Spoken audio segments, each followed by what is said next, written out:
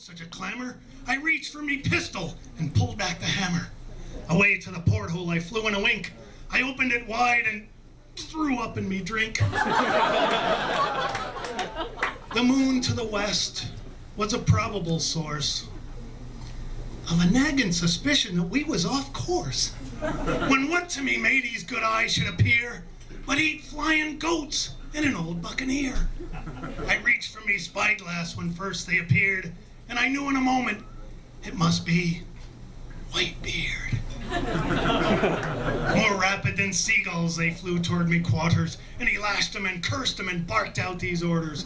Now longjack, now silver, now Dutchman and flint, on barnacle, on bluster, on cable and quint, to the top of the mainsail, to the top of the mast. Now cast off that line, not that one, oh blast.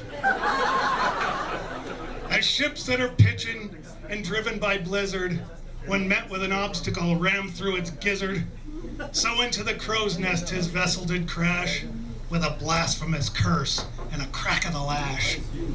And then in a twinkling I heard him aloft, though we thought he was being so stealthy and soft. As I pulled in me head and went back to the gloom, down on the deck Whitebeard hit with a boom. He was blackened with powder burns, head down to boot, and we hid neath me bunk as he searched for the loot. The rusty old cutlass that hung by his side made me feel mighty glad we decided to hide. His eye, how it festered, his features, how salty. He tripped and he fell, because his vision was faulty. His ratty white hair was tied back with a scarf, and his beard were all stained with the old fella's barf. The stump of one knee was held up by a peg, and how well I remember 'twas I took that leg.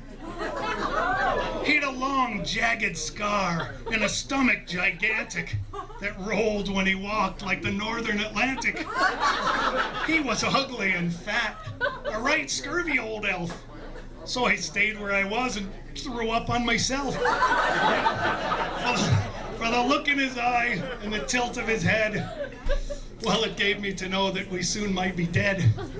But he spoke not a word, went straight to the hold. He stole all the silver and bagged up the gold, and locking it all up inside of a chest, climbed back up the rigging into the crow's nest. He boarded his craft, to his team gave a yell, and away they all flew just like bats out of hell. But I heard him exclaim, like a ghost from afar, "I'll be back again next year. Be ready! Ha-har!"